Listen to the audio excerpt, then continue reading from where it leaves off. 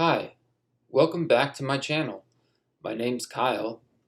I'm a violinist and teacher, and I have obsessive compulsive disorder, or OCD. I want to start by thanking everyone for the kind words many of you had in response to the previous video.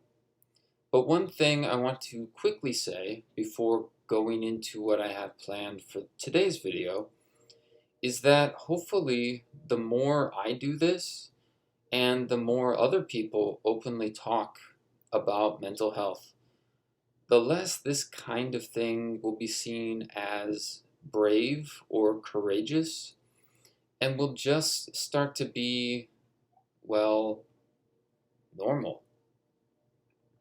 I guess that's one thing that would be nice to come out of something like this.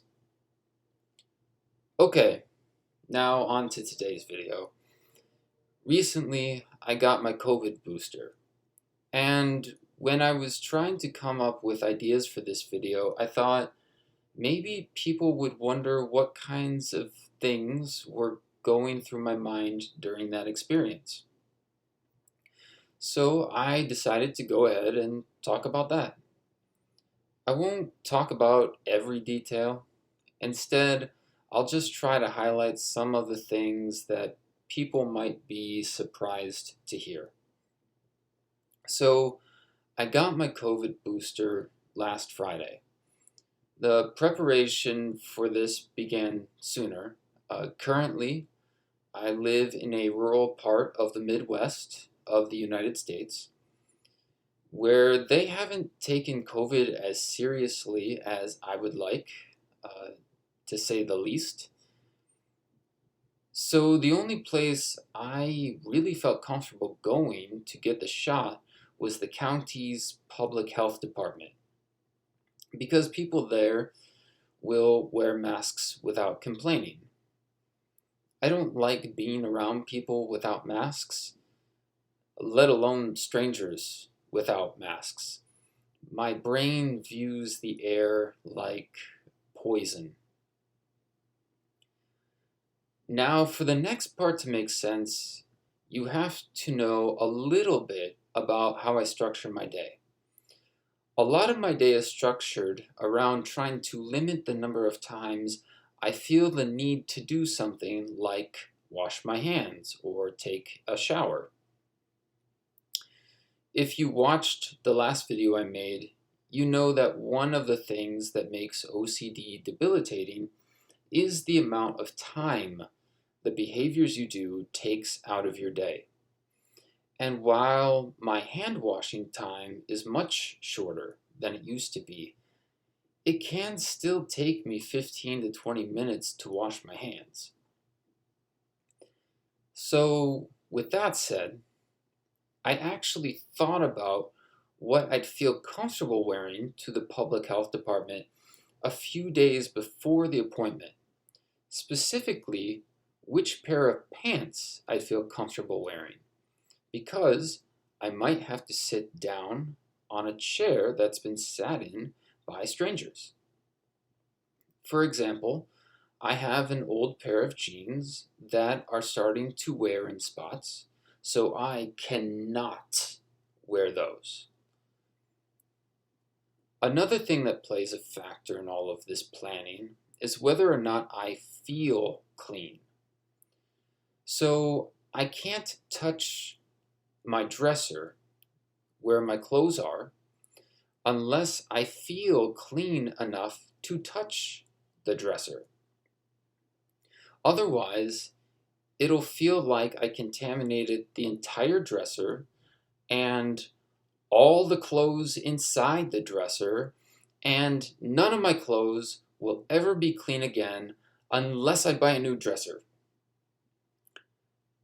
So, because of this, I put on the clothes I feel comfortable wearing outside on Thursday, the day before the appointment, and I sleep in those clothes. Also, I should say, I didn't take a shower until after my appointment Friday afternoon, and that was by design. My philosophy on that is simple. If you don't like my BO, wear a mask. And in case you're wondering, the clothes I'm wearing in this video are the clothes I'll wear to bed tonight. I simply don't change clothes until after I take a shower. Now, when it comes to getting dressed, putting on socks is hard for me. Floors are dirty. Therefore, my feet are dirty. So I don't really want to touch my feet if I don't have to. But I feel the need to wear socks when I go outside. But I can't touch my dresser until after I take my shower, which I won't do until after my appointment. So what do? Well, my solution was to take out a pair of socks on Thursday. But instead of putting them on, I dropped them on a spot on the floor. This was so I could still feel clean the rest of the day, and I have to feel clean to do something like sit here in front of this computer. And also, because I'll feel dirty Friday morning, I won't mind touching the dirty socks that are on the dirty floor. Touching dirty things like my feet or the floor doesn't bother me as much when I already feel dirty. Anyway, that's probably enough detail about me and my clothes for right now. So let's fast forward to Friday. For the most part, my morning was the same as normal. One crucial thing I have to do before I go out is shave. Because the more clean shaven I am, the better the seal between my face and my mask is. Another crucial thing is my shoes. I have to wear slip-on shoes, like the kind without shoelaces. Like I've said, floors are dirty, the ground is dirty. Who knows what could be on a shoelace? When it comes to masks, I can only wear respirator masks. And to be honest, it's the only kind anyone should be wearing. The public health messaging has been terrible on this. But what might surprise you is that these masks don't bring the level of comfort you might expect. Like I said in the previous video, people with OCD need 100% certainty. And respirator masks are called N95, KN95, etc. They're not called N100. Plus, I'm always thinking about whether or not there's a leak in the seal between the mask and my face. And if there's a leak, they are technically no longer a 95 either.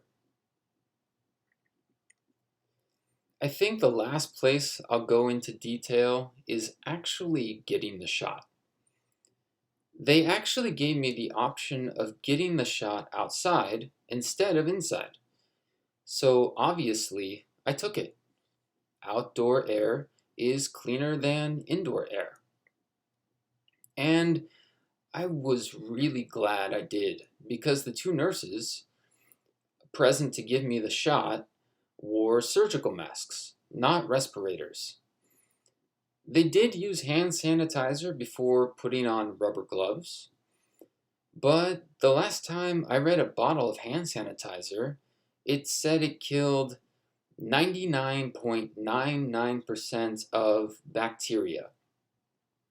It did not say it killed viruses or any other germs, just bacteria, if you read the fine print on the back of the bottle. And the last time I checked, 99.99% does not equal 100%.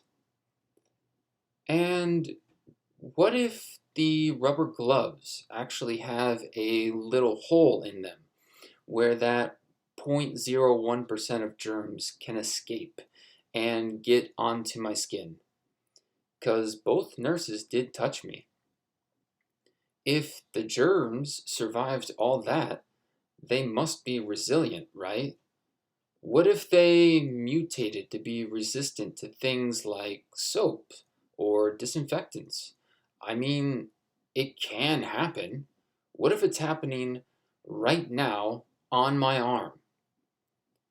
Oh, now they're giving me the shot. They say it's Pfizer's bivalent COVID booster, but how do I know for sure? How do I know they didn't grab a bottle of saline by mistake? Okay, maybe it is a COVID booster, but how do I know it's the bivalent booster? What if someone at Pfizer made a mistake and mislabeled the bottle? I can say this: I did have a sore arm for a few days, so it's safe to assume I did get a COVID shot. I just said all of that to help put you in my shoes as I was there getting the shot. These are thoughts that went through my head. One other thought I had was to breathe as few times as possible, because that should lessen my chances of breathing in COVID, if someone near me was infected. Now, for me, sometimes the hard part actually comes after something like this. For example, both nurses touched my arm. As of this recording, it's been 4 days since I got the shot, and I still think about what might be on my arm, and I try not to touch it, even though I've taken multiple showers since then. And there are some practical things I do after getting back, like I wash my hands in a different sink than I would normally use to wash my hands. So, like, I have an outdoor sink and an indoor sink. But for now, I feel like you have a pretty good idea of what it's like to be inside my head when I have to do something like this. Like I said in the previous video, it can be pretty exhausting. I think I'll wrap up the vaccine talk there, and I'll end this video with some more music I recorded this week. I decided to stick with some more simple music as I keep working on getting comfortable wearing headphones again. I had some of the same thoughts I did when I recorded Bach's Canon triplets, but my anxiety level wasn't as high, so that's good. Although I did have a lot of thoughts about not wanting to touch the wire on my headphones with my arms or my shirt, which made playing with the bow a lot harder than normal. And like in the previous video, it's not perfect, but for now, I'm okay with that. These are two country dances from a collection of 12 by Ignatius Sancho. The first one's called Trip to Dilington. The second is called All of One Mind. If you don't know who Ignatius Sancho is, Sancho grew up as a slave. But he did learn to read and write. Eventually, he was freed and became a British abolitionist, writer, shopkeeper, and composer.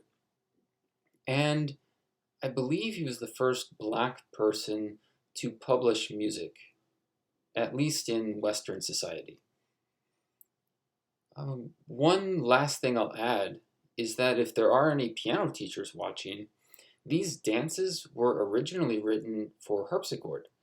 So if you're looking to diversify your teaching rep, this might be a resource that'll interest you. They're fun little tunes. Well, that's all I have for today's video. Thanks for listening. Feel free to like, share, and subscribe to the channel. And if you have any questions, comments, or ideas for things you'd want to see, go ahead and write them in the comments section below.